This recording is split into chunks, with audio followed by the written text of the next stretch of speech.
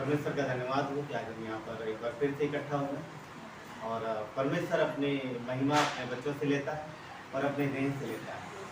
तो क्या आप सब खुश हैं?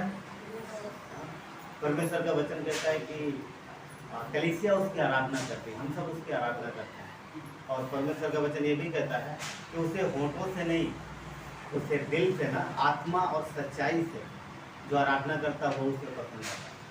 तो आत्मा और सच्चाई से आराधना जो दिल से निकलती है वो वर्ग से उसे पसंद आती है, वो आराधना उसे पसंद आती है। हाँ, तो चलिए हम लोग प्रार्थना करेंगे और आगे की चीज़ें हो जाए। आइए प्रार्थना करें। प्यारे परमेश्वर, कृपालु दयालु परमेश्वर, अनुग्रहकारी परमेश्वर, धन्यवाद देते हैं आपके दया के लिए, आपकी कृपा के लिए परमेश्वर, आपकी महिमा हो। सर्वशक्तिमान परमेश्वर, प्रभु आपने सब कुछ बनाया है, आपने हमें बनाया है, मनुष्य को आपने बनाया। वो अलग बात है प्रभु कि मनुष्य जो है वो पाप में चला गया, जिसकी वजह से प्रभु उसके जीवन में तकलीफ परेशानियाँ आई और वो आपसे भी दूर हो गए। और धन्यवाद कि आपने हमें खोजा, आपने हमें ढूंढा, मसीह यीशु में आपने हमें पा लिया।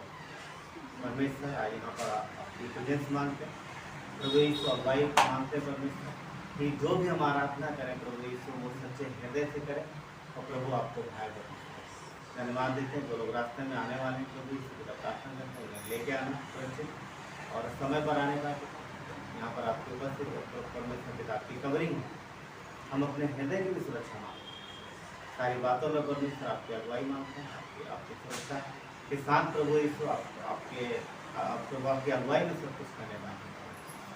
जो भी आपका परमेश्वर हमारी आस आप पर हमारी आंखें आपको लगी हैं प्रभु यीशु, आप अपने बच्चों को संकट में छुड़ाते हो परमेश्वर, उसकी सहायता मदद करते हो और हर एक बार पूरी देते हो। धन्यवाद देते, सारा आदर गौरव महिमा आपको देते हुए प्रार्थना में इनके उद्धार करता परमेश्वर को यीशुनाथ जी के नाम से आमीन। गुड मॉर्निंग, जय मसीह की। आइए हम परमेश्वर की आराधना करते हैं और उसके गीतों को गाएंगे।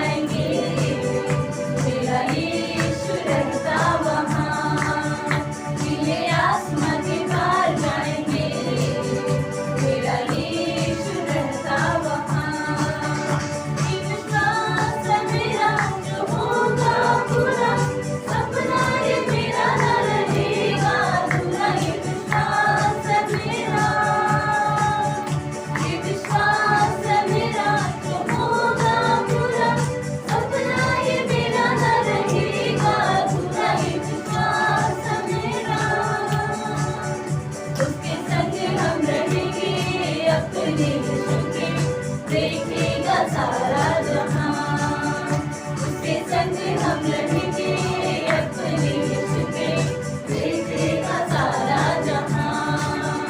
हम मिलेंगे बादलों पर, हम मिलेंगे बादलों पर, देखेगा सारा जहां। नीले आसमां के पार जाएंगे, मेरा यीशु रहता वहाँ। नीले आसमां के पार जाएंगे, मेरा यीशु रहता वहाँ, मेरा यीशु रहता वहाँ। हाँ पिता प्रभु यीशु मसीह, आपने हम पर अपना प्यार उंडेला है पिता प्रभु यीशु मसीह। आपने हमें अपनी आत्मा दी है पिता प्रभु यीशु मसीह, और ये वादा किया है प्रभु कि आप हमें लेने आओगे पिता। एक दिन पिता प्रभु यीशु मसीह हम सब आपके साथ स्वर्ग में होंगे पिता प्रभु यीशु मसीह। हम आपको अपनी आंखों से देखेंगे पिता, और उस समय हम आपकी महिमा करेंगे पिता प्रभु यीशु मसीह।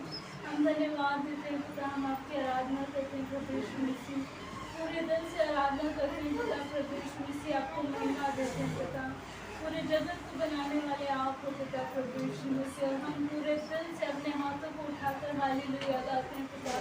आपकी आराधना हो, आपकी महिमा हो प्रभु यीशु मसीह। धन्यवाद देते हैं पिता, धन्यवाद।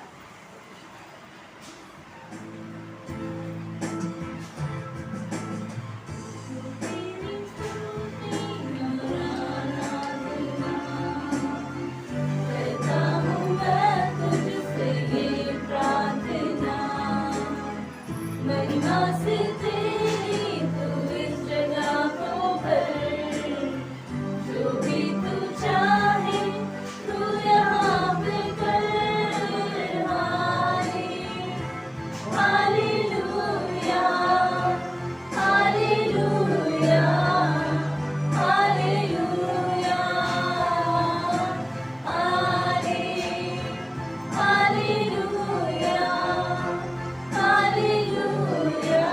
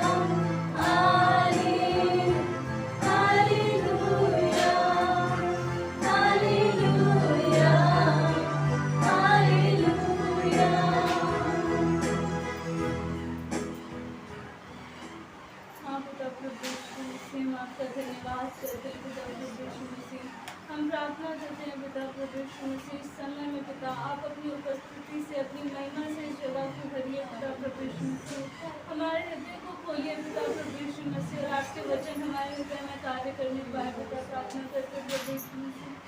आपने हमें ये दिन दिया है पिता प्रभु यीशु मसीह, आपकी करुणा हमेशा हमारे ऊपर रही है पिता। धन्यवाद देते हैं पिता प्रभु यीशु मसीह, आप हमारी ढाल हो पिता प्रभु, और आपने हमें हमेशा प्रोटेक्ट किया है पिता, उसके लिए हम धन्यवाद देते हैं पिता प्रभु यीशु मसीह। इस समय में पिता हम सब मिलकर आपके चरणों के पास आते हैं पिता प्रभु यीशु मसीह, अपने वचनों से हमारी अगुवाई करिए पिता, और अपने आशीष भरा हाथ हम पर रखिए पिता प्रभु यीशु मसीह। धन्यवाद देते हैं पिता, आगे का पूरा समय प्रभु यीशु मसीह आपके हाथों में सौंपते पिता प्रभु यीशु मसीह। आप अपनी अनॉइंटिंग दीजिए पिता प्रभु यीशु मसीह। पास्टर जी को आपके हाथों में सौंपते पिता प्रभु यीशु मसीह, आप अपने वचनों के द्वारा ब्लेस करिए पिता प्रभु यीशु मसीह। धन्यवाद देते हैं प्रभु यीशु मसीह के नाम से मांगते हैं, आमीन।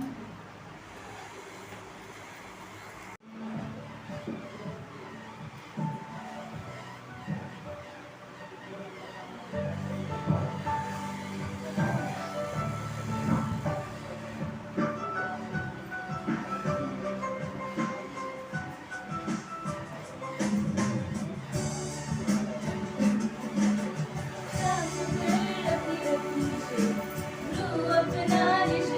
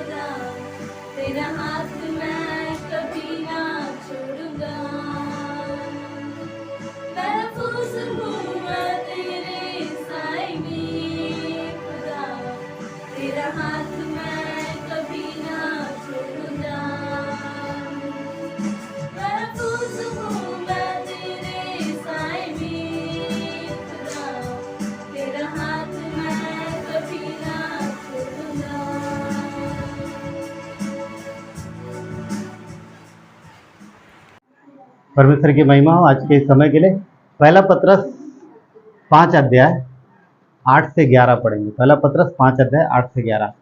तो यहाँ पर इस प्रकार लिखा है, मैं पढ़ता हूँ आप सबके लिए। आप हैं सब साथ में? ठीक है। सचेत रहो और जागते रहो। 8 क्या कहता है? सचेत रहो और जागते रहो। किसके लिए बोल रहा? हमारे लिए ना, विश्वासियों की बात कर रहा। सचेत रहो और जागते रहो, क्योंकि तुम्हारा विरोधी शैतान गरजने वाले सिंह के समान इस खोज में रहता है कि कब किसको फाड़ खाए। देखो, शेर का काम है उसे शेर का काम है, वो अपना काम करेगा। शेर को भूख लगेगी, उसे कोई न कोई शिकार तो चाहिए। तो शेर क्या करता है? शिकार ढूंढता है। और शिकार क्या करता है? शेर के आगे जाता है। आ मुझे खा, नहीं, वो अपने आप को बचाता है। ठीक है। तो शेर का क्या कहता है कि वो तुम्हारी खोज में। तो यहाँ पर चित्रित किया गया जैसे शैतान जो है विश्वासियों को खाने के फिराक में रहता है। मगर क्या शैतान का भोजन क्या है पता? शरीर नहीं है, फेथ, विश्वास। वो विश्वास को खाना चाहता है। अगर विश्वास को खा लिया तो हम विश्वासी नहीं रहे। हाँ, तो इसकी रखा, इसलिए कहता है सचेत रहो और सावधान रहो, ताकि अगर शैतान का अटैक हो, शैतान हमारे मनों में हमला करे, जीवन परिस्थितियां अगर कुछ वैसी हो, तो हमें विश्वास में बने रहना। वचन 9 कहता है, विश्वास में दृढ़ होकर ये जानकर उसका सामना करो कि तुम्हारे भाई जो इस संसार में हैं ऐसे ही दुख सह रहे। तुम्हारे भाई बहन जो इस संसार में और भी हैं, उन्हें भी इस प्रकार की चीज़ों का सामना करना पड़ रहा। कौन सी? विश्वास की परीक्षा का, विश्वास की मजबूती का, विश्वास की खराई का। क्यों? क्योंकि शेर को तो शिकार चाहिए। हाँ, भूखा तो नहीं रहेगा। किसी न किसी को तो पकड़, क्या लगता है जो शेर होते हैं रोज भूखे सोते हैं? नहीं, किसी न किसी को तो वो कोई न कोई जानवर तो मिल ही जाता है उनको। तो शैतान भी ऐसे ही है, वो शिकार ढूंढता है कि कौन सा विश्वासी किस तरीके से मिले कि उसके विश्वास को नुकसान पहुंचाए। वचन 10, अब परमेश्वर जो सारे अनुग्रह का दाता है, जिसने तुम्हें मसीह में अपनी अनंत महिमा के लिए बुलाया, तुम्हारे थोड़ी देर तक दुख उठाने के बाद आप ही तुम्हें सिद्ध और स्थिर और बलवंत करेगा। तो यहाँ पर कितना बढ़िया वादा है कि थोड़ा तकलीफ उठा लो, थोड़ा कष्ट सह लो, तो परमेश्वर जो बहुत अनुग्रह देता है, अनुग्रह का दाता है, अनुग्रह देता है, थोड़ा तकलीफ और दुख उठाओगे, उसके बाद वो बलवंत करेगा और स्थिर यानी मजबूत करेगा। फिर कोई हिला नहीं सकेगा। किसकी बात हो रही? हमारा फेथ, हमारा विश्वास जब मसीह में मजबूत हो जाता है, जड़ पकड़ लेता है, तो फिर कोई हिला नहीं सकता, है ना। छोटा सा पौधा अगर लगाया जा रहा है, छोटा है पौधा, तो उसको कोई भी आके तोड़ सकता है, कोई भी जानवर खा सकता है। हाँ, कोई जानवर खा सकता है। पर वही पौधा अगर पेड़ बन जाए तो फिर कोई उसे नुकसान नहीं पहुंचा सकता है। तो तब तक ही दुख है, तब तक ही जानवर आप पर आकर के उस पर अटैक करेगा जब तक पौधा छोटा है। तो अपने फेद को मजबूत करो, और इसके लिए जरूरी है परमेश्वर के वचन और वादे जो उसने कहे हैं उन पर भरोसा करना, क्योंकि परमेश्वर कभी बदलता नहीं है ना। 11 देखते क्या कहता है, उसी का साम्राज्य युगानुयुग रहे, आमीन। तो उसी का साम्राज्य था, उसी का है और आगे सिर्फ उसी का रहेगा। अभी शैतान का भी है थोड़ा बहुत। क्यों? क्योंकि अभी शैतान को समय दिया गया। आने वाले दिनों में शैतान का सारा साम्राज्य खत्म हो जाएगा, सिर्फ मसीह और उसके लोग रहेंगे और कोई नहीं। हाँ, और कोई नहीं। चलिए प्रार्थना करते हैं। परमेश्वर धन्यवाद देते हैं आपकी कृपा दया के लिए प्रभु, आपकी महिमा हो। राजाओं का राजा धन्यवाद देते हैं, आगे के समय को आपके हाथों में सौंप कर देता प्रभु। हम आपके पास आए हैं परमेश्वर। प्रभु यीशु, हमारी प्रार्थना है कि हम सब आपकी आत्मा से, अगुवाई से भरे जाएं प्रभु, और परमेश्वर पिता आपके अद्भुत काम हम सबके जीवन में प्रकट हों। प्रभु धन्यवाद इन वादों के लिए कि आपने कहा है कि थोड़ा दुख उठाने के बाद आप हमें बलवंत और स्थिर करोगे, और आप कर रहे हो परमेश्वर। धन्यवाद देते पिता, आपकी महिमा हो। आगे के समय को आपके हाथों में सौंपते हैं। प्रार्थना उद्धारकर्ता यीशु नासरी के नाम से, आमीन। आप सब बैठ सकते हैं।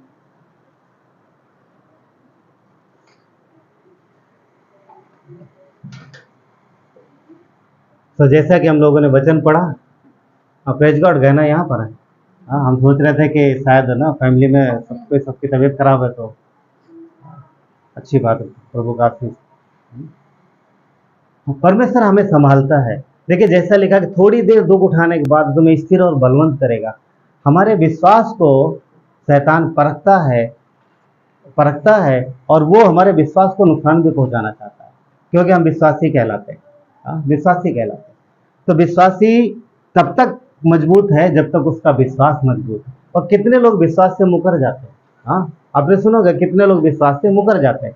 तो जो मुकर गया उसे क्या मिलेगा? गलातियों में लिखा है, कहता है कि तुमने शुरू किया है आत्मा में, तो क्या अब शरीर में खत्म करोगे? इसका मतलब यह है कि हमने आत्मा में परमेश्वर के साथ हमने शुरुआत की है, तो अब जब दुख तकलीफ जीवन में आता है तो क्या छोड़ के पीछे हटे? शरीर में मतलब आत्मिक कामों से शुरुआत की है, अब शारीरिक मतलब अब हम बाकी की जिंदगी संसारिक तरीके से बिताएं, तो प्रभु से क्या मिलेगा? कुछ नहीं मिलेगा। देखिए परमेश्वर ने इस संसार को बनाया है, कुछ भी शैतान का बनाया नहीं है, सब कुछ परमेश्वर का बनाया है। चाहे स्वर्ग हो, चाहे धरती हो, देखी हुई चीजें, अनदेखी चीजें, सब कुछ उसी के द्वारा बना है और सब मसीह के द्वारा और मसीह के लिए बना। हम लोग जानते हैं बात, शैतान ने कुछ नहीं बनाया, क्योंकि कुलस्सियों का 1:16 कहता है, क्योंकि उसी में सारी वस्तुओं की सृष्टि हुई है, स्वर्ग की हो अथवा पृथ्वी की, देखी या अनदेखी, क्या सिंहासन, क्या प्रभुताएं, क्या प्रधानताएं, सब कुछ क्या अधिकार, सारी वस्तुएं यीशु के लिए बनी है, सब उसी के द्वारा और उसी के लिए बनी। तो पॉइंट क्या है? शैतान ने कुछ नहीं बनाया। हमें और आपको परमेश्वर बनाने वाला है, इस धरती को परमेश्वर बनाने वाला, जो हम हवा ऑक्सीजन लेते हैं वो भी परमेश्वर का दिन, और हम जानते हैं सब कुछ उस वही उसी ने बनाया। और हमारे और आपके लिए पता, सारा अधिकार भी उसी के पास है, सारा अधिकार उसी के पास, सब कुछ उसी ने बनाया। सब कुछ उसी ने बनाया है। स्वर्गदूत जो हैं, फरिश्ते जो हैं, वो मनुष्य से पहले बनाए। स्वर्ग पहले बनाया गया है, फरिश्ते पहले बनाए गए, धरती बाद में बनाई गई। धरती की वस्तुएं जो भी हम देखते हैं वो बाद में बना। पहले स्वर्ग परमेश्वर शुरू से था, परमेश्वर ने स्वर्ग और फरिश्ते बनाए, उसका निर्माण किया है, परमेश्वर शुरू से था। और स्वर्गदूत जब बनाए गए तो उनके दो प्रकार परमेश्वर के वचन में मिलते हैं, एक है करूब और दूसरा सराफ। ठीक है, सराफ ना। तो करूब के कितने पंख होते हैं? 4 पंखों के होते हैं करूब, जो वचन में लिखा मिलता है 4 पंख के। और जो सराफ है वो 6 पंख होते हैं, उनके 6 पंख होते हैं। तो जो करूब है, करूबों को एक खास दर्जा दिया गया। मैं ये नहीं कह रहा हूँ कि सराफों को दर्जा नहीं मिला है, सराफ उनको भी है, पर करूब जो है वो आप देखोगे तो कई बार लिखा मिलता है वो करूबों पे सवार होकर के, परमेश्वर के विषय में बोलते हैं करूबों पे सवार होके यहोवा चलता है। तो एजकेल में अगर आप पढ़ोगे तो आपको मिलेगा परमेश्वर के विषय में, जो एजकेल ने दर्शन देखा। इस समय पढ़ने का समय नहीं है, बाद में पढ़ लीजिएगा। एजकेल का आप पढ़ोगे अध्याय 10 में, तो आपको मिलेगा वहां पर कि परमेश्वर, उसमें 4 प्राणी दिखाई देते हैं, पहिए दिखाई देते हैं, करूब हैं, पहिए, बहुत सारी चीजें वहां पर दिखती हैं। तो जो करूब हैं ये परमेश्वर के आसपास रहते थे, परमेश्वर के सिंहासन के चारों ओर रहते थे। और करूबों को एक खास श्रेणी मिली हुई थी, काफी पावर था इनके पास, काफी सामर्थ्य थी और काफी चीजें थी इनके पास। और जैसे बोल सकते ना कि कोई दुनिया का सबसे बड़ा कोई लीडर हो, जैसे कि अभी अमेरिका के राष्ट्रपति क्या नाम है, जो बाइडन, इतने सुनते हैं हम लोग टीवी पे ना, और पूरा नाम कुछ और भी हो सकता है, मैंने पढ़ा नहीं। तो जो बाइडन, ठीक, उनका जो खास आदमी, उनके देखो सारे लोग उनके आसपास नहीं होंगे, कुछ लोग होंगे खास लोग उनके आसपास रहते होंगे, वही विशेष सलाहकार होंगे, वही सारी चीजों को हैंडल करते होंगे। तो परमेश्वर के आसपास कुछ करूब रहते थे, हमेशा उसके आसपास रहते थे। और उन्हीं करूबों में एक करूब लूसीफर, जो शैतान बना बाद में, उन्हीं में वो एकदम नजदीक रहता था। तो वो परमेश्वर की महिमा लेना चाहता था। हम सब जानते हैं कि उसको परमेश्वर की महिमा इतनी पसंद आई कि उसने बोला कि मुझे ये महिमा चाहिए, और यही उसका पाप था।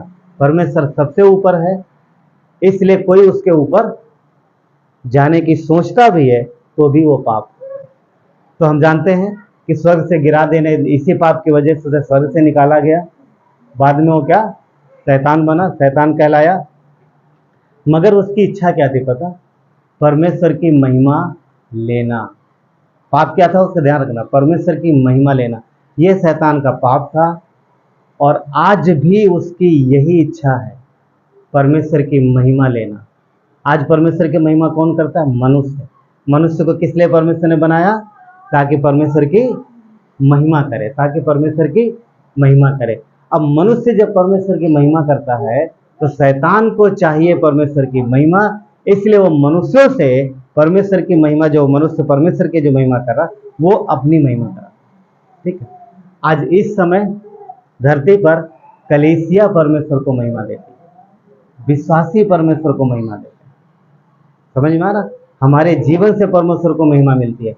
तो अब देखिए, जब हम लोग परमेश्वर को महिमा दे रहे हैं तो शैतान को क्या चाहिए? परमेश्वर की महिमा। अब हम परमेश्वर की महिमा दे रहे हैं, परमेश्वर को महिमा दे रहे हैं, ये उसको पसंद नहीं आता, ये शैतान को पसंद नहीं आता। वो चाहता है कि सबके सब उसको महिमा दे, कोई परमेश्वर को महिमा ना दे। अब कलीसिया जब परमेश्वर को महिमा देती है तो वो कुछ तरीके अपनाता है, वो कोशिश करता है कि कलीसिया परमेश्वर को महिमा ना दे, वो उसको महिमा दे, तो कलीसिया को नुकसान पहुंचाने की कोशिश करता है। कभी कभी अगर उसे इजाजत मिल जाए तो वो नष्ट करना चाहता है पर कर नहीं पाएगा। हाँ, और वो एक चीज और भी चाहता है, शैतान ये भी चाहता है कि कलीसिया भी उसको महिमा दे। किसको? शैतान को। तुम वर्शिप करो, तुम सब कुछ करो, मगर परमेश्वर के तरीके से नहीं, शैतान जैसा कहे उस तरीके से करो। इसीलिए आप देखो, किसी कलीसिया में देखोगे जब म्यूजिक बजता है तो आपको पता नहीं चलेगा कि फिल्मी गाने बज रहे हैं या संसारिक मसीह के गाने बज रहे हैं। आजकल मैंने देखा है, आपने भी शायद देखा होगा, कुछ गायक, जो कुछ लेखक ऐसे निकले हैं जिन्होंने फिल्मी गानों को मसीह गानों को फिल्मी गानों की तर्ज पे बनाया। सुना किसी ने? मसीही गाने फिल्मी गानों की तर्ज पे बजते हैं और वैसे ही उसी तरीके का म्यूजिक होता, लोग खूब नाचते हैं और शादी ब्याह पार्टियों में खूब इस्तेमाल होता है ना? तो क्या उन गानों से परमेश्वर को महिमा मिलेगी? नहीं मिलेगी, क्योंकि महिमा वचन के साथ मिलती है, वचन के द्वारा। तो आप देखो, भजन संहिता पढ़ के देखो, वो है परमेश्वर की महिमा के गीत। भजन संहिता पढ़ के देखो, वहाँ दिल से निकले हुए गीत है। तो आराधना जो है, कलीसिया महिमा देती है, कलीसिया आराधना करती है, तो आराधना आत्मा से होती है, दिल से होती है और सच्चाई से होती है। चिल्ला चिल्ला के, चाहे जितना लौड़, कुछ भी करके हम परमेश्वर को आराधना दिल से जब नहीं दे सकते, अगर हमारी आराधना सच्चाई और आत्मा से नहीं है तो हम महिमा भी नहीं दे सकते। महिमा कैसे देते हैं? कलीसिया के कामों के द्वारा परमेश्वर को महिमा मिलती है। हमारे जीवन से, हमारे निर्णय जो हम और आप लेते हैं, वो निर्णय से परमेश्वर को महिमा मिलती है। हाँ, अगर आप वचन जानते हैं, आज अगर आप परमेश्वर के वादे जानते हैं, तो आपके दिल में क्या रहेगा? जोश भरा रहेगा, जोश रहेगा हर परिस्थिति में। क्यों? क्योंकि हमें वादे पता है, परमेश्वर बदलता नहीं है, जो उसने कहा वो होगा। हाँ, शैतान को है, थोड़ा समय दिया गया है, शैतान को समय है, ठीक है, जब तक है तब तक है, तो परमेश्वर एक दिन समय लाएगा। तो क्या कहता है कि मसीह की देह किसको महिमा देती है? मसीह को महिमा देती है। इसीलिए पहला कुरिन्थियों का 12:27 क्या कहता है? कहता है इसी प्रकार तुम सब मिलकर मसीह की देह और उसके अलग अलग अंग हो। हम क्या हैं? परमेश्वर की देह हैं, परमेश्वर की कलीसिया हैं, उसके अंग हैं। अलग अलग मिलकर हम उसके देह हैं, उसके अंग हैं। तो मसीह परमेश्वर जो हमारा मसीह है, जो हमारा परमेश्वर है, हमारा बचाने वाला है, तो कलीसिया उसने क्या बोला? कलीसिया ये अलग नहीं किया। देखो सुनो, अगर उसने कुछ और बोला होता तो शायद इतना अच्छा, मतलब इतने अच्छे से हमें हौसला नहीं मिलता। क्यों? यीशु ने बोला कलीसिया मेरी देह, हम देह हैं, मसीह के देह हैं। तो देह के साथ जो भी होता है वो उसको पता चलता है, क्योंकि वो हम उसके देह का अंग है। तो देह ही सर को महिमा देती है। कई लोग बोलते हैं ना, ये तो मेरे बाएं हाथ का काम है, सुना, ये तो मेरे बाएं हाथ का काम है।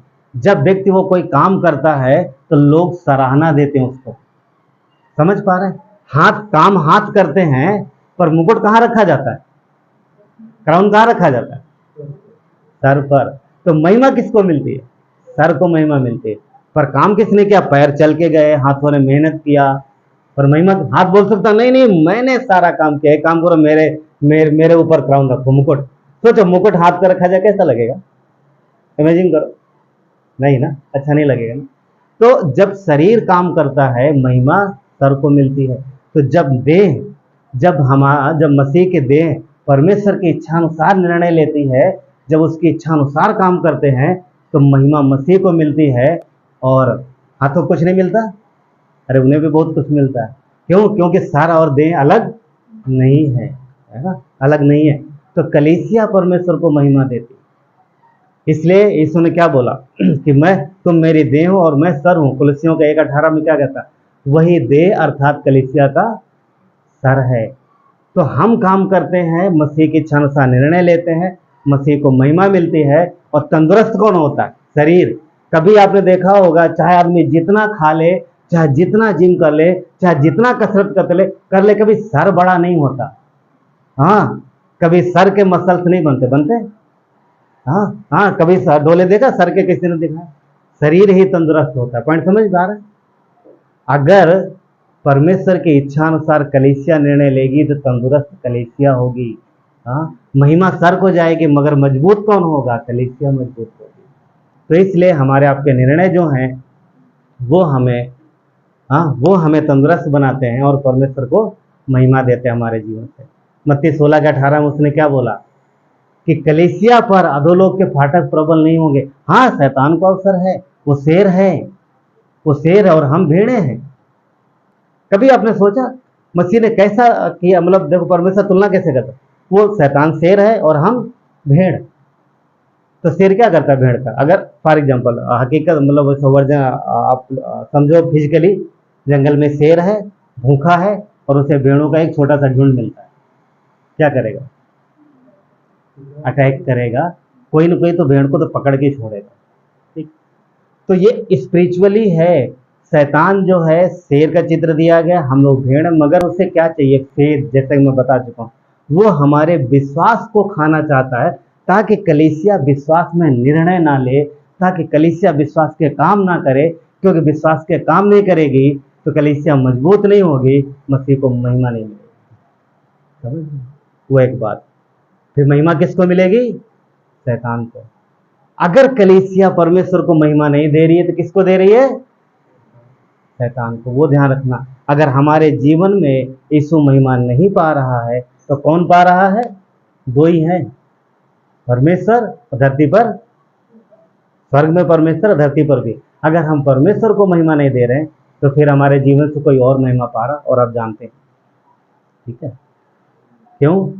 क्योंकि शैतान मनुष्यों से महिमा लेना चाहता है, पर उससे पहले वो कलीसिया से अपनी महिमा लेना चाहता है। इसीलिए वो झूठी शिक्षा लेके आएगा, इसीलिए वो डर भी लेके आएगा। वो बहुत सारी कोशिश करता है, क्यों? शेर है ना। मगर भेड़ों को क्या बोला गया है? शेर की ओर देखो। यीशु ने क्या बोला? मेरी ओर देखो। मेरी भेड़ें शेर की आवाज सुनेंगी, शैतान की आवाज सुनेंगी, ऐसा बोला। मेरी भेड़ें मेरी आवाज सुनेंगी। तो हम कलीसिया हैं, हम परमेश्वर के लोग हैं, हमें मसीह की आवाज सुनना। और जिस दिन कलीसिया ने मसीह की आवाज सुनना बंद किया, उस दिन वो शेर की आवाज सुनेगा, और सुनेंगे वो लोग, और वो फिर परेशान होंगे, डर जाएंगे। आपको याद होगी वो घटना, जब चेले नाव में जा रहे थे, नाव तैरती हुई जा रही थी, और यीशु मसीह पानी में चल के आ रहे थे। रात का समय था, याद है? सबने पढ़ा। हाँ, और जब सबको पता चला, पहले तो डर गए कि भूत है, पर जब यीशु ने आवाज दी डरो मत मैं हूँ, तो सब खुश हो गए। तो पतरस एक्साइटेड हो गया, अरे वाह, प्रभु पानी में चल के आ रहा। हाँ, मैं तो बड़ा पुराना, बहुत उसके नजदीक रहता हूँ, मेरे पास पावर है। पावर नहीं, मतलब मेरे पास प्रभु मुझसे प्रेम करता है। प्रभु तू बोल, मैं भी आना चाहता हूँ। तो उसने आवाज दी, प्रभु मैं भी आऊं। एक्साइटेड हो गया पतरस। इसने बोला ठीक, आ जाओ। इमेजिन करो आप, उसने नाव से आगे पैर बढ़ा दिया, पतरस ने पैर बढ़ा दिया पानी पर। विश्वास चाहिए। पानी पर पैर बढ़, क्या पतरस को पता नहीं था पानी है? वो तो हमेशा पानी में रहता था, मछली पकड़ता था। जब उसने पानी में पैर बढ़ा दिया, और वचन कहता है कि वो पानी में चल के गया। मगर जब तक वो मसीह की तरफ देखता रहा तब तक वो चलता रहा। हाँ, पर जब उसने अगल बगल के तूफान और लहरों को देखा, क्योंकि तूफान आ रहा था उस समय, जैसे लहरों और तूफान को देखा, लिखा है वो तुरंत डूबने लगा, वहीं उसी समय डूब गया। और डूबते डूबते सिर्फ एक ही चीज बोला, आवाज दी। पॉइंट क्या है? जब भेड़ें यीशु की ओर देखेंगी, देखने का मतलब है उसके वादों पर, उसके प्रॉमिस जो उसने किए उस पर विश्वास करना, उस पर भरोसा रखना, ये है देखने का मतलब। तो जब तक पतरस यीशु की तरफ देखता रहा तब तक वो चलता रहा, जहां इधर उधर देखा वो डूबने लगा। इसमें एक सिद्धांत ये है, कलीसिया को इधर उधर की बातों पर ध्यान नहीं लगाना, इधर उधर की बातों पर मन नहीं लगाना, संसारिक बातों पर, और दुनिया में बहुत प्रकार के लोग हैं उनकी बातों पर मन नहीं लगाना। अगर आप मन लगाएंगे तो आप क्या कर रहे हैं पता? आप शैतान को यानी शेर को आमंत्रित कर रहे हैं, आ और मुझे खा। क्या खाएगा वो? शेर। विश्वास, समझ रहे? विश्वास। तो ये एक बात, तो हमें आमंत्रित नहीं करना है।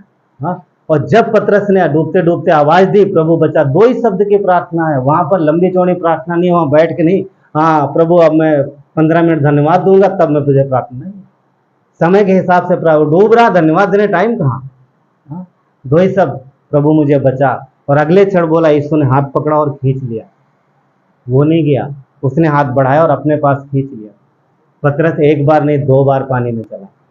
पहली बार डूबा, यीशु के पास जा रहा था, पर साथ में वो चल के आया यीशु के साथ नाव में, वहां नहीं डूबा। क्यों? अब मसीह साथ में। पहले उसे विश्वास से चलना था, अगर यीशु तरफ देखते हुए जाता तो नहीं डूबता, पर उसने इधर उधर देखा, इधर उधर देखा तो डूबा। दोबारा मसीह के साथ आया, नहीं डूबा। तो 2 यात्राएं यहाँ पर, 2, पहला जब पतरस गया और दूसरा लौट के आया। तो पहला वाले मतलब ये 2 तरीके बोल सकते हैं कि 2 बार आना जाना है विश्वास का। इसमें जो पहला वो ये है, हम पहले पड़ाव में चल रहे हैं। वो पहला ये, जब पतरस पानी में चल रहा है, वो यात्रा हमारी और आपकी। क्यों? क्योंकि अभी मसीह के साथ हम हैं, पर उस तरीके से नहीं है। तो अगर हम इधर उधर देखेंगे तो डूबने के चांस हो सकते हैं, मगर एक चीज ध्यान रखना, आवाज देना, प्रभु बचाओ। जब हम आवाज देते हैं तो परमेश्वर हमें क्या करता है? बचाता है। और दोबारा जब हम मसीह के साथ लौटेंगे तब तो डूबने कोई चांस नहीं पैदा होता। कब की बात कर रहा है? जब दोबारा हम रैप्चर में आएंगे। ठीक है, तो वो एक बात। शैतान हमारे और आपके जीवन में अधिकार चाहता है, अधिकार रखना चाहता है। कहीं ना कहीं थोड़ी सी जगह मिल जाए उसको, थोड़ी सी जगह कहीं मिल जाए। आजकल देखा लोगों को, अगर आपकी जगह है, गांव में ज़्यादा होता है, शहरों में थोड़ा कम।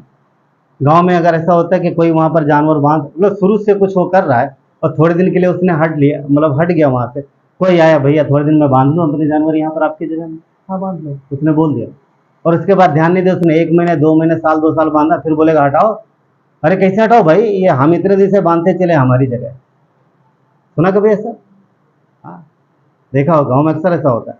तो वो जगह चाहिए उसको, थोड़ी सी जगह चाहिए हमारे रात के अंदर, और जगह पा गया तो थोड़ी पाएगा और धीरे धीरे पूरी जगह में वो कवर करेगा। तो हमें जगह नहीं देना, जगह नहीं देना। अगर हम जगह देते हैं तो वहां समस्या बन जाती है। अय्यूब को शैतान ने देखा और उसने कहा कि परमेश्वर को महिमा देता। अय्यूब के विषय में शैतान ने परमिशन मांगी, आया और उसे काफ़ी तकलीफ दी, मगर वहाँ वचन कहता है कि घोर अत्यंत तकलीफ उठाने के बाद भी उसने परमेश्वर को महिमा नहीं दी, उसने शैतान को महिमा नहीं दी, और परमेश्वर की जरा से भी निंदा नहीं की। एक भी शब्द उसके मुंह से निंदा का नहीं निकला। जबकि पूरा कारोबार खत्म हो गया, सारे बच्चे फिनिश हो गए, सब कुछ खत्म हो गया, इवन शरीर में भी उसके बहुत ज़्यादा कष्ट था, पर एक भी शब्द उसके मुंह से परमेश्वर की निंदा का नहीं निकला। हम जानते हैं उसके बाद परमेश्वर ने उसे सब कुछ डबल दिया और उससे महिमा मिली, पर वो उसने जगह नहीं दिया। कहाँ? शैतान को अपने जीवन में। क्यों? क्योंकि बोला इतना सब कुछ परमेश्वर ने मुझे दिया है, अभी तक इतना दे रहा था। तो वो एक बहुत बढ़िया वचन कहता है वहाँ पर, जिसने सुख दिया है क्या उसके हाथ से मैं दुख ना लूँ? क्या मैं हमेशा सुख की उम्मीद करूँ? क्या दुख ना लूँ? तो उसके जीवन में आप पढ़िएगा, बहुत बढ़िया किताब है वहाँ पर, बच्चे आज सब कुछ चले जाते हैं, परमेश्वर फिर उन्हें बच्चे देता है, सब बिजनेस वगैरह डबल करता है, सब कुछ मिलता है। तो वो परमेश्वर है। क्यों? क्योंकि अय्यूब को वादे याद थे, उन्हें उसे वादों का पता था। तो हमें प्रॉमिस और वादे जो है परमेश्वर के, वो ध्यान रखने। एक घटना और बहुत अच्छी मिलती है दाऊद के विषय में। पहला शमूएल के 30 अध्याय में 1 से 20 में पढ़िएगा, आप लिख लीजिए, वेद पढ़ सकते हैं। पहला शमूएल 30 अध्याय 1 से 20 में, वहां पर पता क्या है, आपको पता होगा, सबने पढ़ा होगा। दाऊद अपनी सेना लेकर के फिलिस्तियों के साथ जा रहा होता है, और फिलिस्ती इजराइल पर चढ़ाई करने जा रहे थे। कहाँ पर? इजराइल पर। फिलिस्ती इजराइल पर अटैक करने जा रहे थे, और दाऊद को वो साथ में लेके जा रहे हैं। इत्तेफाक की बात यह है कि आज भी फिलिस्ती इजराइल पर अटैक कर रहे हैं। टेलीविजन कितने लोगों ने देखा न्यूज? ये फिलिस्ती उस समय भी अटैक कर रहे थे और आज भी कर रहे हैं। उस समय ये पावर में ज्यादा थे, इस समय इजराइल पावर में ज्यादा। हाँ, इस समय फिलिस्तीन कुछ भी नहीं है, परमेश्वर ने फिलिस्तीन को घटा दिया। क्यों? क्योंकि बीते समय में फिलिस्तीन ने बहुत परेशान किया। किसको? इजरायलियों को। परेशान करने का कारण यह था, पता है क्या? परमेश्वर प्यार नहीं करता था, पर इजरायली बार बार पाप करते थे, बार बार पाप करते थे, परमेश्वर की आज्ञा का उल्लंघन करते थे, इसलिए परमेश्वर किसी न किसी को लेके आता था उनके ऊपर।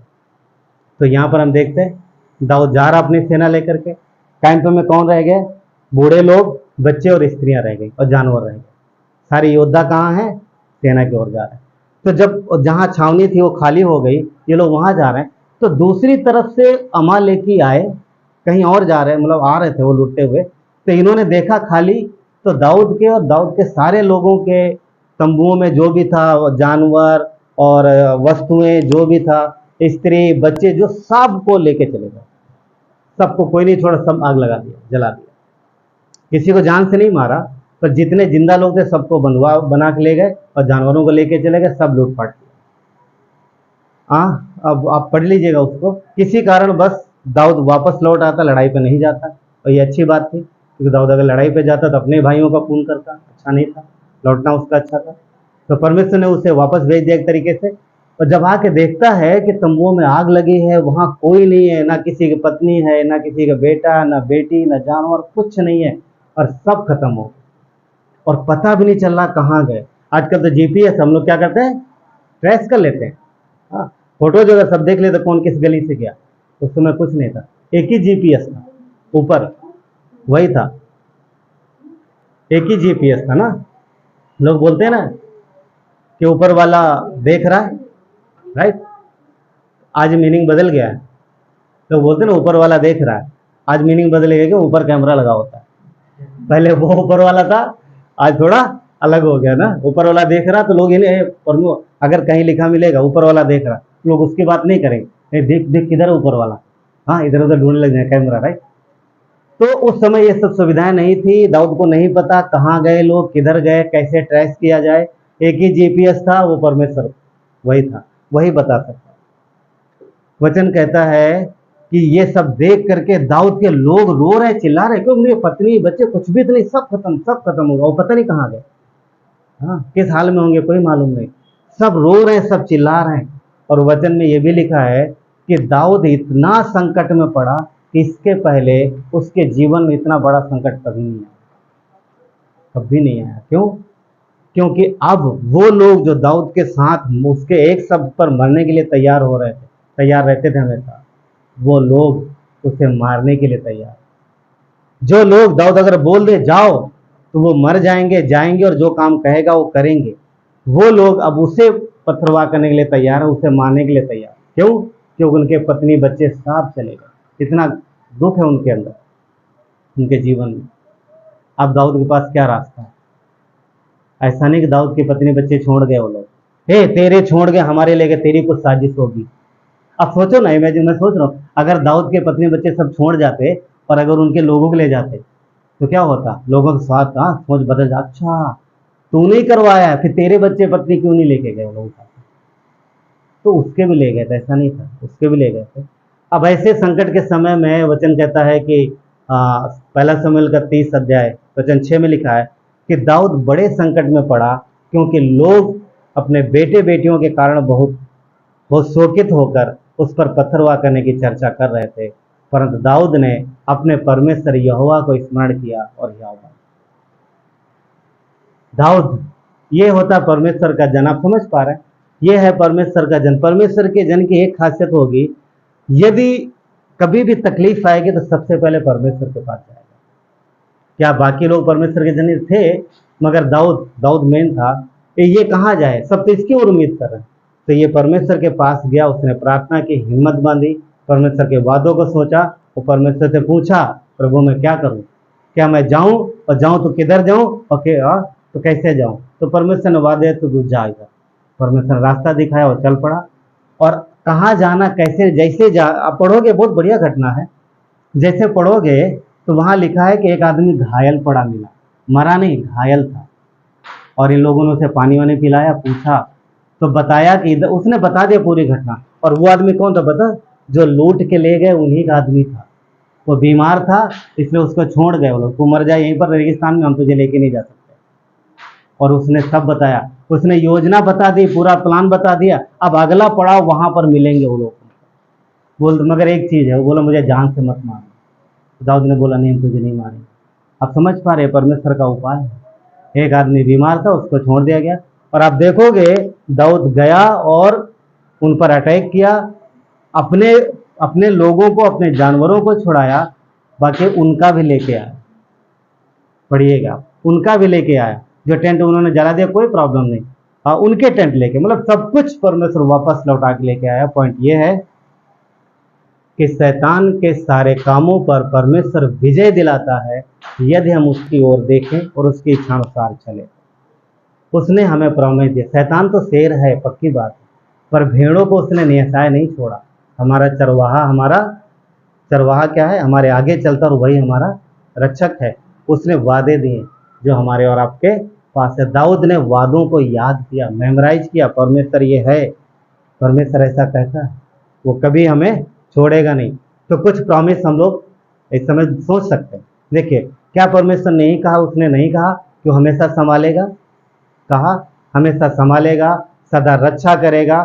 जब हम पुकारेंगे तो वो सहायता करेगा, सारी आवश्यकताओं को मांगने से पहले जानता है हमारी। हाँ, और उसने क्या बोला? मैंने तुम्हारा चित्र अपनी हथेली पर बनाया। ये सब प्रॉमिस है उसके। और क्या बोला? तुम मेरी आंख की पुतली हो, कोई तुम्हें छूता तो मेरी आंख की। अब इससे बड़ी और प्रॉमिस क्या चाहिए? लेकिन ये परमेश्वर के प्रॉमिस वादे हैं। क्या बोलता? तुम मेरी देह हो, तुम मेरी देह हो। अगर तुम्हें कोई कांटा चुभेगा, देह में कोई कांटा चुभेगा तो सब पूरी देह को दर्द होता है। तो वो परमेश्वर कहता तुम मेरी देह हो। इतने नहीं, बोलता कि मैं तुम्हें संभालूंगा, तुम्हारी सुरक्षा करूंगा, तुम्हारी सहायता मदद करूंगा। क्यों? क्योंकि कलीसिया मेरी दुल्हन भी है। उसने दुल्हन भी बोला कि हम कलीसिया उसके दुल्हन है। और इतने नहीं, बोला तुम सब व्यक्तिगत तौर पर मेरी संतान, हम मसीह से जन्मे, विश्वास के द्वारा हम यीशु से जन्मे, हम संतान। वो हमसे प्रेम करता है। हाँ, वो हमारी सदा अगुवाई करेगा, कभी छोड़ेगा नहीं, सदा साथ रहेगा, कभी नहीं छोड़ेगा। और इतने नहीं, बोलता है मैं तुम्हें वारिस बनाऊंगा। आने वाले जीवन में हम परमेश्वर के राज्य के वारिस हैं। उसने हमें अनंत जीवन दिया है, उसने हमें अपनी सच्ची शांति दी है। और सारे कितने वादे हैं जो परमेश्वर ने किसको दिया है? प्रॉमिस। पिताजी अगर एक प्रॉमिस करते हैं वो पूरा करते हैं। क्यों? अच्छा पिता पूरा करेगा। नहीं पूरा करेगा तो बच्चों का भरोसा उठेगा। राइट प्रेम भैया? हाँ, अच्छा पिता क्या है? अपने बच्चों को जो प्रॉमिस किया पूरा करता है। तुम्हारे बर्थडे के टाइम में जैसे 18वां बर्थडे होगा मैं तुम्हें ये वाली बाइक ला के दूंगा। अगर प्रॉमिस किया तो बच्चा इंतजार करेगा, हाँ अभी 16 है, 16 बर्थडे आया, इस साल या अगले साल मुझे बाइक मिल जाएगी। राइट? ये प्रॉमिस है। और पिता को पता है कि मैंने प्रॉमिस किया है। अब सोचो, फॉर एग्जाम्पल 18वां बर्थडे आते आते उसका बिजनेस पूरा खत्म हो गया, उदाहरण तौर पर बता, तो क्या करेगा? बेटे को बोलेगा नहीं बेटा नहीं दिला सकते। अगर वो अच्छा पिता है तो वो नहीं बोलेगा, कर्ज लेगा, जो मर्जी लेगा, बच्चे को अपना प्रॉमिस पूरा करेगा। बिजनेस लॉस हुआ उसकी प्रॉब्लम, बच्चे की प्रॉब्लम थोड़ी। वो तो 18 में आया ना, वो तो आया ना, उसने उम्मीद लगाई है ना, तो वो करेगा। और अच्छा पिता करता है। तो क्या परमेश्वर हम जो इंसान हैं अच्छे पिता बनते हैं, तो क्या मनुष्यों से बढ़ के नहीं है? इसलिए उसके हर एक प्रॉमिस पर भरोसा रखो। वो अपने लोगों के साथ है, वो आपके साथ है, आपकी हर एक बात को जानता है, आपके जीवन में आपके साथ रहता है। और हर एक प्रॉमिस उसका आपके जीवन पूरा होगा। बस सिर्फ इतना ही है कि हमें मसीह की ओर देखना है, अन्यथा शैतान तो साइड में है, हमें इधर उधर नहीं देखना। अगर हम सामने देखते जाएंगे तो डूबेंगे नहीं, पार हो जाएंगे, राइट। पर अच्छी बात यह है कि अगर डूबते हैं, पतरस डूबा ना, डूबने लगा, अगर डूबते हैं तो भी परमेश्वर हमें छोड़ता नहीं है। कितनी अच्छी बोलता, आवाज दे, बस आवाज दिया, हाथ पकड़ा, और कितनी अच्छी बात है ना। वो परमेश्वर है जो हमारे आपके साथ है, वो अनोखा परमेश्वर है, वो जीवित परमेश्वर है। यीशु आया इंसान बन के, मरा जरूर पर मरे हुओं में से वो जीव था, वो जीवित है, अनंत काल तक जीवित, सदा जीवित। एक दिन हम उसके साथ आएंगे। ये जीवन हमेशा का नहीं है, ये थोड़ा है, एक दिन आंखें बंद होंगी, हम जाएंगे। और पता नहीं, परमेश्वर, जब हम लोग बाइबल स्कूल में थे तब भी और अब भी पास्टर लोग बोलते थे कि शायद हम वो पीढ़ी हैं जो रैप्चर में जाएंगे और हम लोग नहीं मरेंगे। आप देखो कितना चीज़ें बदल रही हैं, हाँ, बहुत बदल रही। पहले इजराइल पे गाजा ने अटैक किया, अभी बोलते लेबनान भी है उसके साथ, एंड सीरिया भी शायद आ चुका है, ईरान भी। तो पता नहीं 10 देश जैसे आ जाएंगे, जैसा कि बताते हैं 10, अगर 10 देश आते हैं तो हम लोग बड़ी जल्दी उड़न खटोले में बैठने वाले हैं। समझ, उड़न खटोला मतलब समझ पाए, रैप्चर। अगर 10 देश इजराइल की तरफ, क्योंकि लिखा है कि जब तुम यरूशलेम को चारों तरफ सेनाओं से घिरा हुआ देखो तो समझ जाना कि अंत निकट है। तो हमें नहीं मालूम, परमेश्वर जानता है, पर हमें तैयार रहना। डरिए नहीं, हाँ, या कोई डर तो नहीं रहा, अरे वो तो जान, उसमें क्या है। सुनो, अगर जिस दिन हम ऊपर चले गए परमेश्वर के पास, याद नहीं आएगा कभी भी धरती की। क्यों?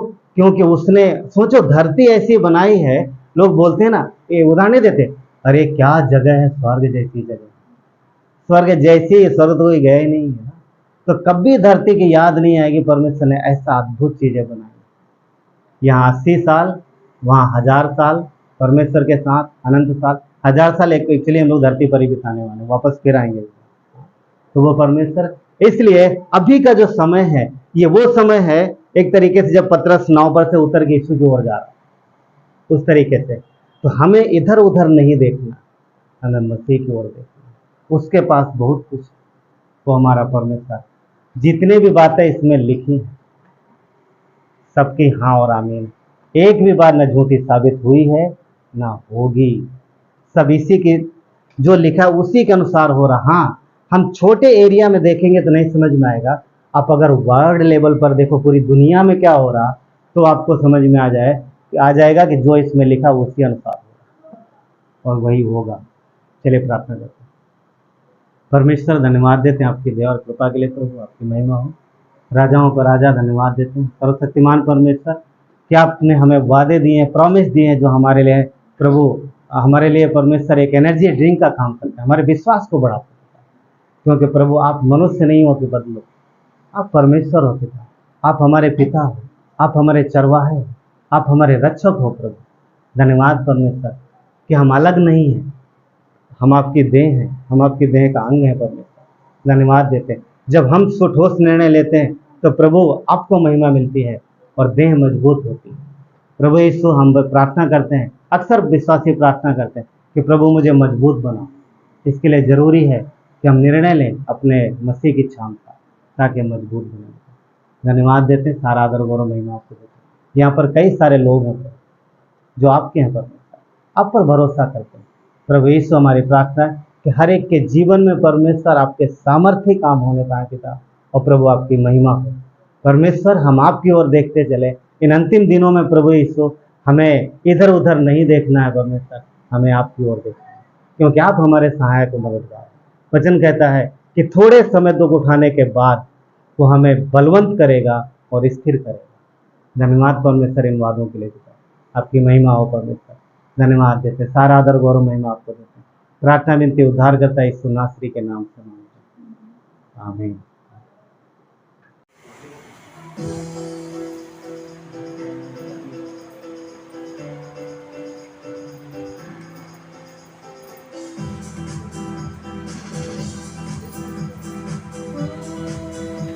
जय जय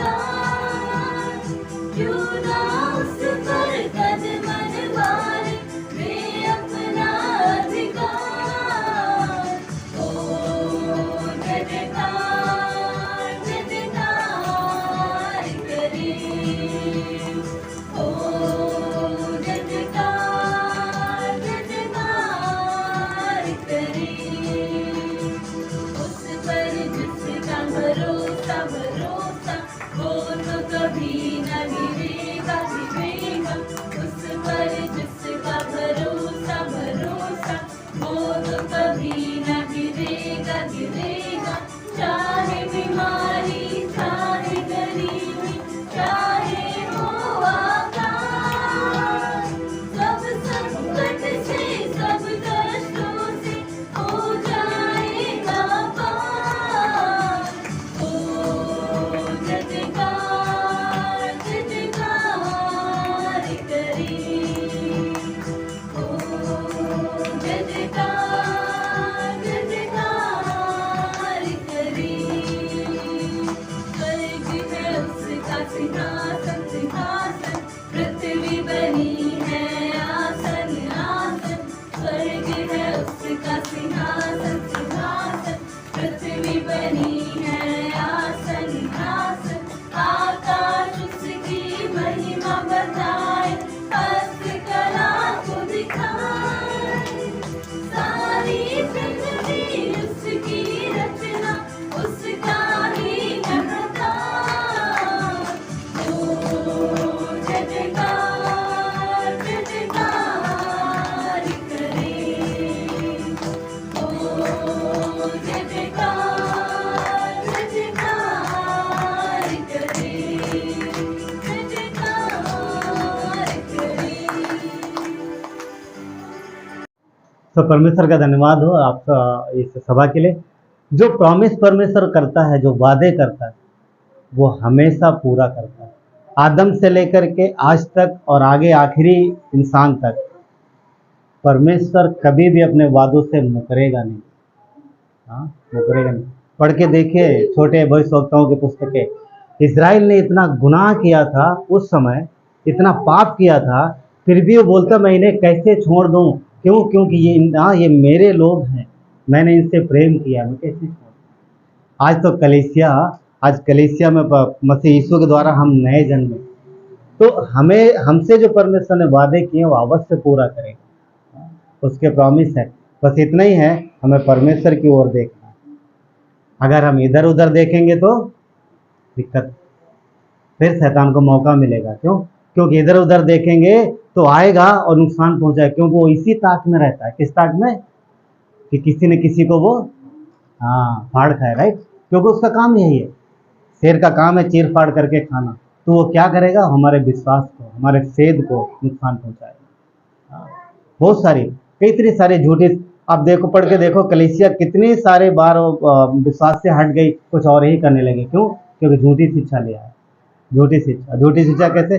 कोई भी आकर के कुछ भी बोलता। तो हमें परमेश्वर के वचन पर अडिग रहना, वो परमेश्वर। चलिए प्रार्थना करते हैं। प्यारे परमेश्वर, धन्यवाद देते हैं आपकी दया कृपा के लिए। परमेश्वर, आपने हम सब के लिए क्रूस पर अपनी जान दी। हम आपके द्वारा बचाए गए लोग हैं, पर आपने हमें थोड़े समय के लिए नहीं बचाया परमेश्वर, अनंत के लिए, हमेशा के लिए हम बचा लिए गए। धन्यवाद देते प्रभु, ये आपके लोग हैं पिता परमेश्वर, आप इनसे प्यार करते हो प्रभु। जब हम आपके साथ निर्णय लेते हैं, जब हम आपके साथ कदम बढ़ाते हैं, तो प्रभु वचन कहता है कि हम बलवंत और सामर्थ्य बनते हैं और महिमा आपको मिलती है। शैतान चाहता है कि वो कलीसिया से भी अपनी महिमा कराए, तो परमेश्वर कलीसिया आपकी महिमा के लिए आपने बनाया है। वचन में लिखा है कि इस कलीसिया पर अधोलोक के फाटक प्रबल नहीं होंगे। क्यों?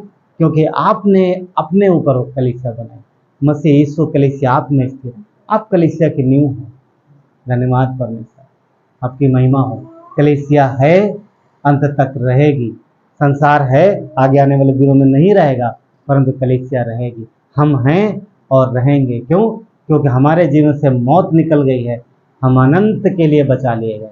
हाँ, ये शरीर जरूर नष्ट होगा या हम उठा लिए जाएंगे, परंतु परमेश्वर ने वादा किया है कि वो हमें एक आत्मिक शरीर देगा और हम सदा उसमें जीवित रहेंगे। धन्यवाद परमेश्वर इन सारे वादों के लिए। आपको महिमा मिले पिता, धन्यवाद देते, सारा आदर गौरव महिमा आपको देते। प्रार्थना उद्धारकर्ता यीशु नासरी के नाम से मांगते हैं, आमीन।